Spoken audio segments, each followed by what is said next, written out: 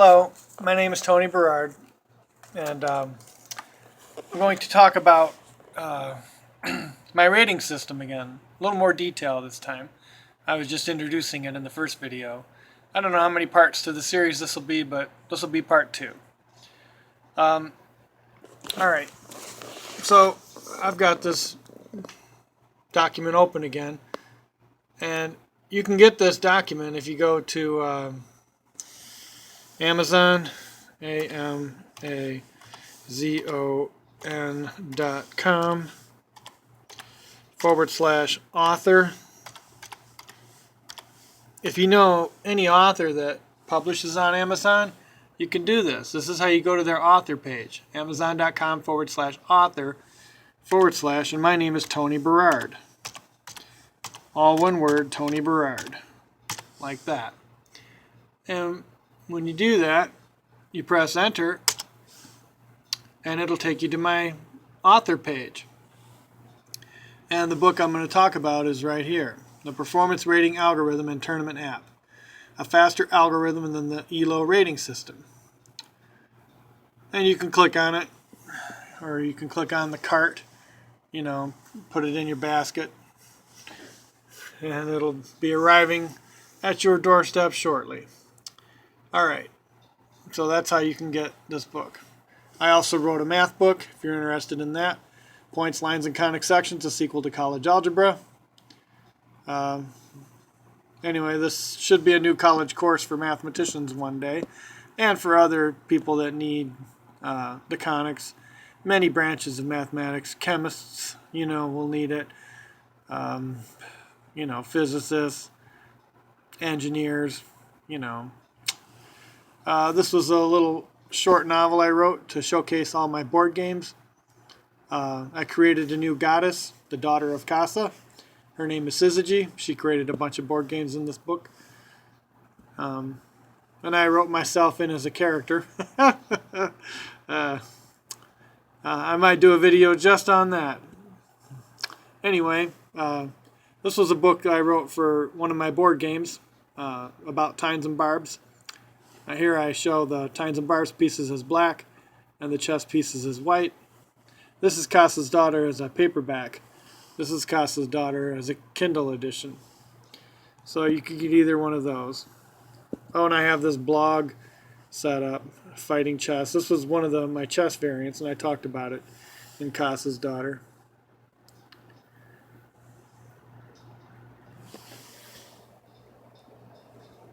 Well, I guess that's just the ventilation system. Alright, anyway, so you can get any one of these books. That's a picture of me thinking, a la Steve Jobs, who's no longer with us. May he rest in peace. Alright.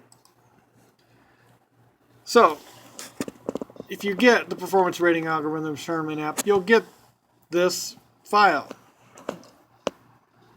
And so, I spent a lot of time on the last video talking about this early material. So I'm going to get right to the basic system. So here we go, the basic system. So, zoom in on here. So we would like to know how many points we have in the system. That's the first thing I discuss here. So the average rating is 1,500, and N is the number of players in your system. So we should have 30 million points if we have 20,000 people. And so, alright, so that's how many points we have. Then this formula is used for the basic system. And so, your new rating is equal to your current rating plus 9.0 times your score in an individual game minus your expectation. This adjustment is done once a week or whatever, so you can just ignore that. And the expectation is gotten from a rating difference. So let me scroll down to get to my expectation function right here. And this is the expectation function. I guess I need to back off just a little bit. so you can see it all. All right. So along the base here is the difference in rating.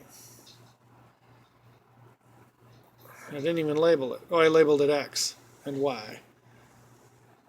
And so X is the difference in rating.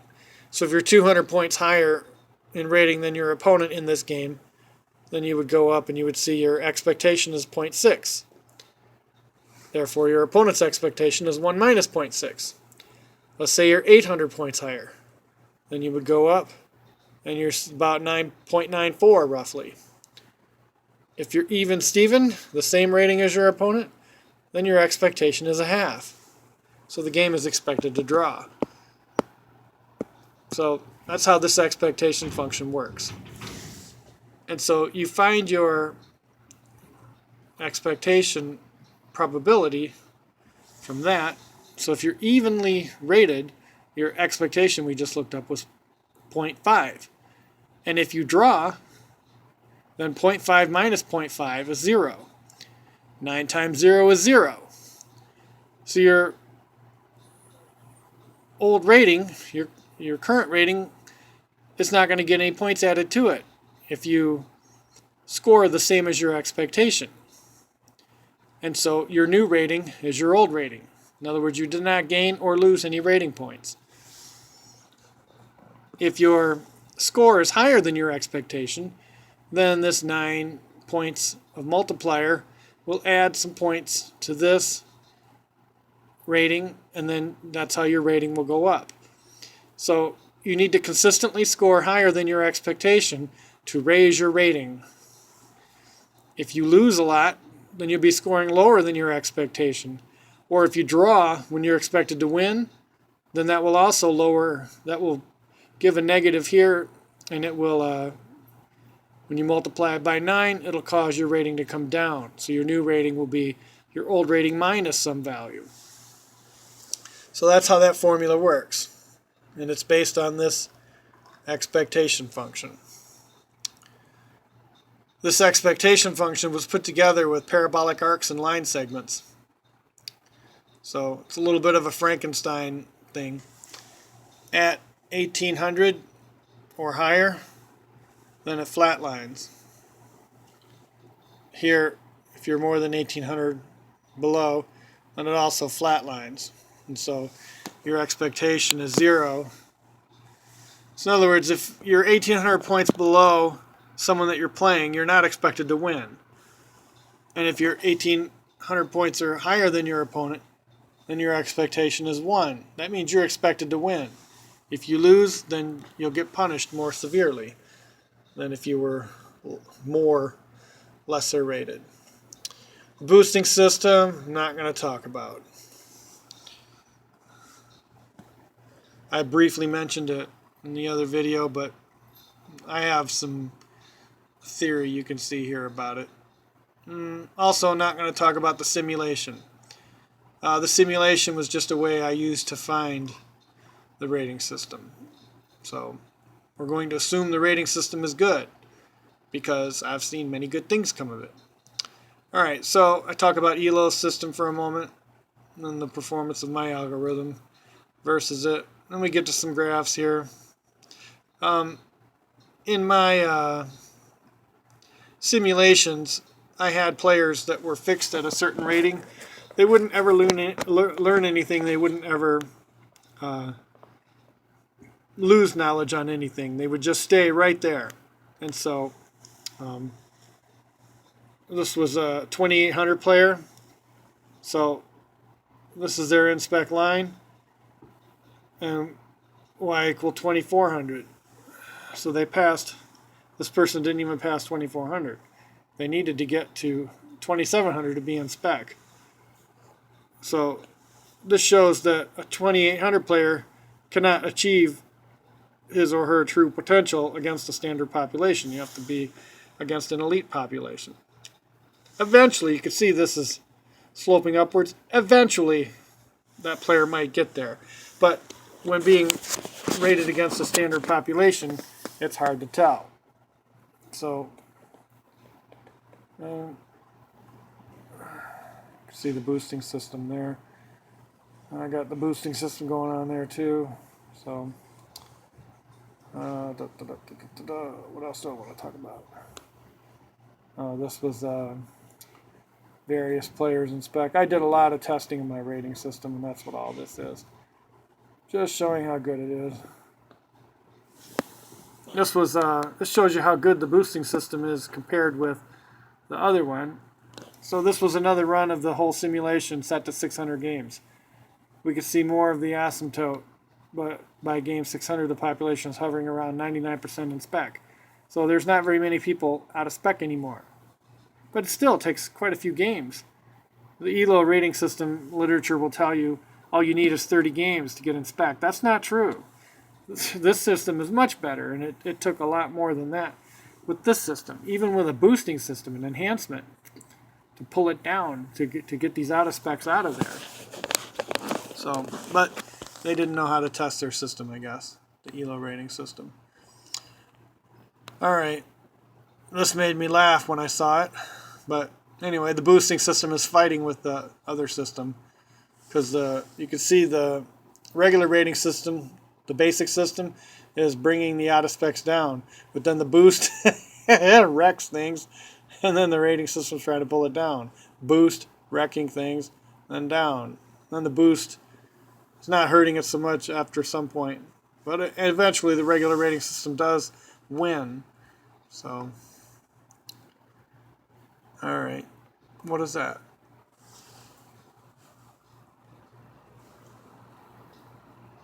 Oh, that's a group I have on Facebook, Measuring Chess Greatness. So that's my Measuring Chess Greatness group. I talked about the Breakthrough Prize.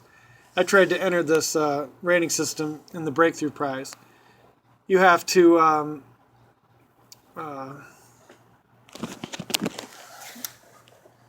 you used to be able to submit it to two places, your literature that you created, either through archive.org, AR, the Greek letter chi, which is an X, IVE.org, or the American Mathematical Association. Then they just reduced it to only the American Mathematical Association. Had I been able to post in the archive.org, I would have been able to enter the Breakthrough Prize competition back when I tried. But they changed it to be just the American Mathematical Association. And I submitted my paper to the American Mathematical Association, and they did not accept it. I got one rejection letter.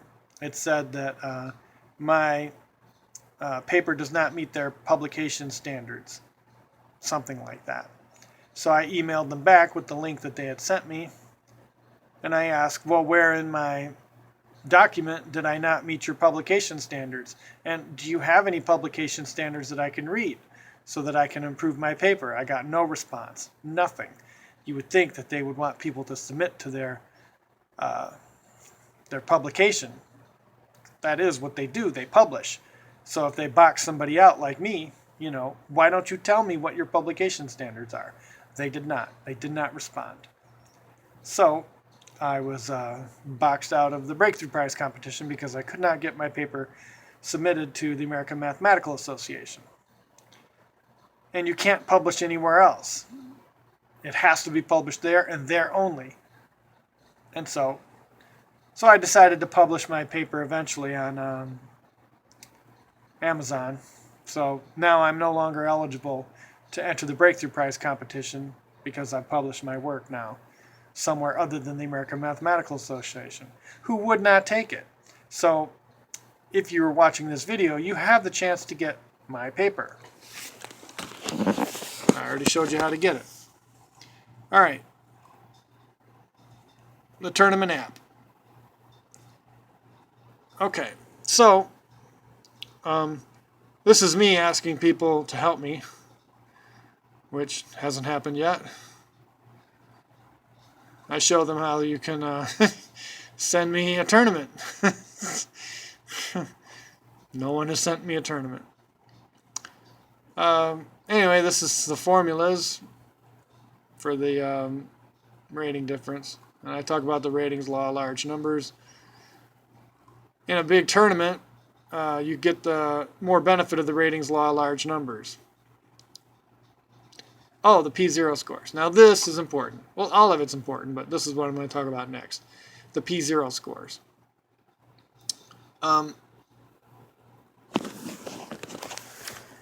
If you want the P0 scores, what you do is you use the basic system.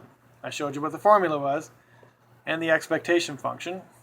I didn't give you all the particulars on the expectation function because you would need to know the equations for those parabolic arcs and line segments. But at any rate, if you get the book, you can have it all spelled out in blistering detail. So if you use the basic function, or the basic system, and you set everybody's initial P0 score to 0. The P in P0 stands for Performance Rating Algorithm. That's the name of my rating system. And 0 means to set everybody's initial score to 0. That's how I got the name P0 scores. So you set everybody's P0 scores to 0. And then as they play the games in a tournament, then you use the basic rating system, the basic system, to adjust their P0 scores. So we're not using their regular ratings. We're using just these ratings that we set initially to 0. And these will modify during the course of the tournament until you get to the last game. And then once everybody plays their last game, use the basic system one more time to adjust their P0 score. And at the end of that, you get a set of P0 scores for the tournament. Those P0 scores are unbiased because the regular ratings are biased. The person comes into the tournament with a rating. And so the rating system, the basic system, doesn't treat everybody equally because their expectation is not 0.5 at the start of it all. So during the tournament, you begin to develop a disparity between one player and another as their P0 scores change, because then your P0 score is basically the amount of rating gain or rating loss you would experience if everyone's rating was the same at the start of the tournament. That's really what it's measuring. And so a rating gain would be that you did better than half the players, and a rating loss would mean you did worse than half the players. If you got a P0 score of 0 at the end of the tournament, that meant that you were average. You were exactly average for that tournament. And so the P0 scores are an unbiased measurement. That's what they are. They're unbiased. And it's the best performance measure in the world today. Nobody's used it other than me and when I process a tournament, but one day the world will know about it. If you're watching this video now, you know about it. Alright, so, and the P0 scores have a nice other feature in terms of a statistical property. They're at the ratio level of measurement. That means not only can you take differences, like one person did 2 more than another. Let's say one person got a P0 score of 4 and another person got a P0 score of 2. Well, that person did 2 better. So that's called the interval level. You can take differences. The ratio level is you can take a ratio. You can make a fraction out of it. 4 divided by 2 is 2. So the person that got a P0 score of 4 did twice as good as a person who got a P0 score of 2. Because there is a natural 0. A person who has a P0 score of 0 is exactly average for that group of people in the tournament. So there is a natural 0. So the P0 scores are at the ratio level of measurement, statistically speaking. So that's pretty important. All right, all this verbiage says basically what I just said. And then I talk about the ratings Goodnessoffit test. All right, I guess I need a scatter plot to begin this discussion.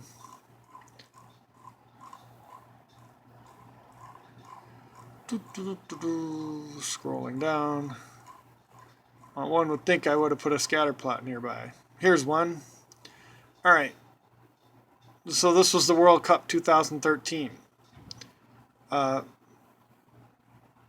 Kramnik won this tournament.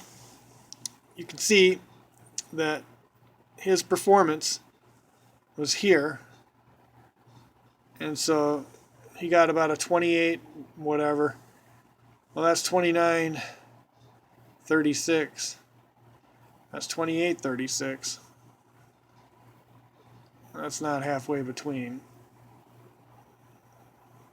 So he's probably not 2,900. He's 28 something. And Andreykin scored pretty high too, more than 2,800.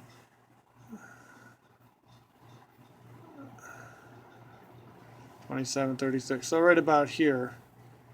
So Andreykin was probably about the last one to get about 2,800. The rest of these guys didn't. These guys left the tournament early, and you can see their performances were quite low. These guys probably did too, but they were lower rated to start with. So there were a lot of people in this tournament, 128. So there's a lot of dots on top of dots. So I just labeled these two guys. All right. What was that? Mamadorov? He must have been in there too. Oh, here. 28.90. 28.34. Oh, there was one. LaGrave. MVL. He got over 2,800. No one else did. Because the next guy, Caruana, I didn't know who he was. I put a K. Sorry about that, Fabi. Please don't be mad at me. And then Ivanchuk, 27.50. So this is their initial rating, and that's their performance, as measured by my rating system. All right. So I went through the whole tournament, all 128 players. You can see the level of detail. And then this is the ratings Goodnessoffit test. So we measure these dispersions. And so Kramnik's initial rating is here, and this is his performance. So you can see that here. 27.84, and he performed at 28.90. So he had a difference of 106.52 above his rating. The negative sign means it's above his rating, because it's your rating minus your performance. So this minus this is a negative number. And Andreykin also overperformed. His initial rating was 27.16, and he performed at 28.34. And so we go through the whole deal of all those subtractions, and we plug them into this formula up here.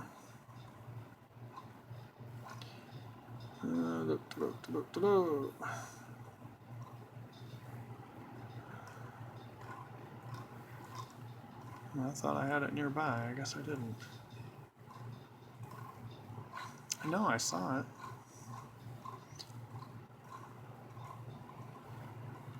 What was that? That's the regression equation. Here it is. All right. So this is chi squared is equal to the summation of your observed minus your expected quantity squared divided by 2,500.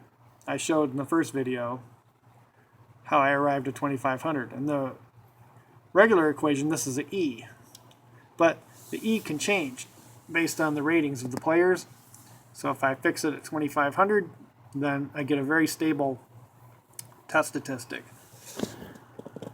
And that's very robust and very nice on varying. All right. So we do all those subtractions, O minus E, quantity squared, O minus E, quantity squared. And we add up all those, and then we divide by 2,500. And we get this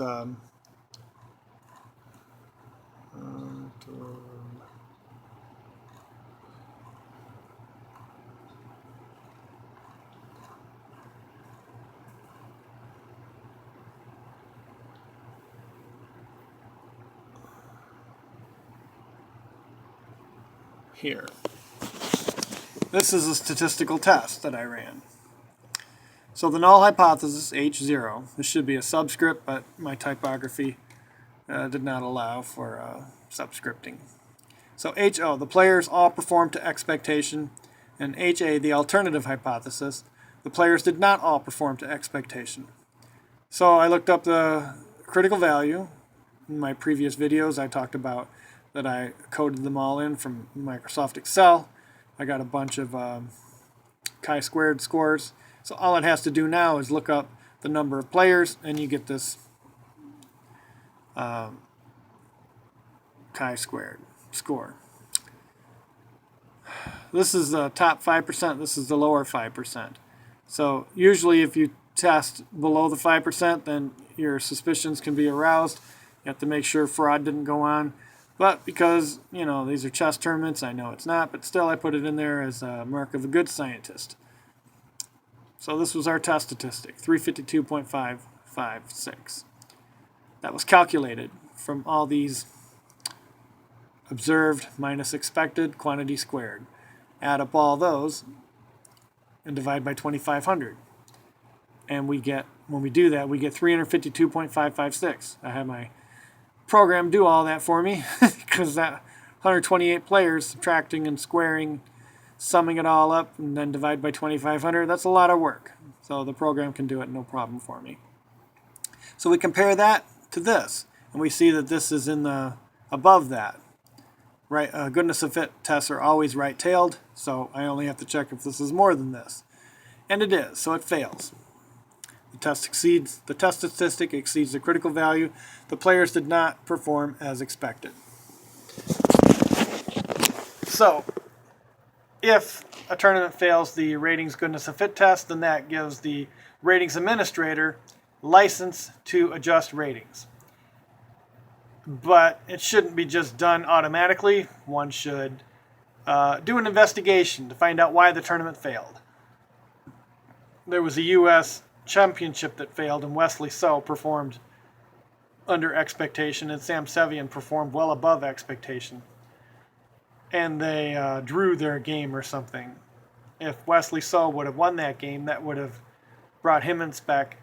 And if Sam Sevian had lost that game, which he should have, then that would have put him in spec, and the tournament would not have failed. So the whole tournament hinged on that one game. And Wesley So was having a lot of familial problems, and so he was distracted. The personal distractions that he had affected his chess. Sam Sevian played very well. I think Sam Sevian is now over 2,600. He soon might be a 2,700 player. I don't know. I haven't done any tournaments of his in a while. He keeps playing these opens. Too many people to enter all that data in, so I don't do his tournaments. So if you're listening, Sam, participate in some smaller tournaments so I can measure you. Thanks, buddy. All right. So that's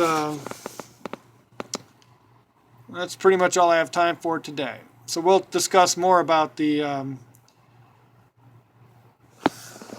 well, I pretty much completed the discussion on the rating Goodnessoffit test. So the next step will be the scatter plots. So we'll talk about the scatter plots next time and how to read the output from my rating system. Because now you know more about the background of it. So we'll discuss that next time. All right, and you know how to get my book. So if you get my book, then you can follow along and you can read it, you know, treat it like a college subject. And you can become very well skilled in it because this rating system is very important. We're going to be using it on my website for all the games I've ever created. It's going to be cool. All right, this is Tony Berard signing off.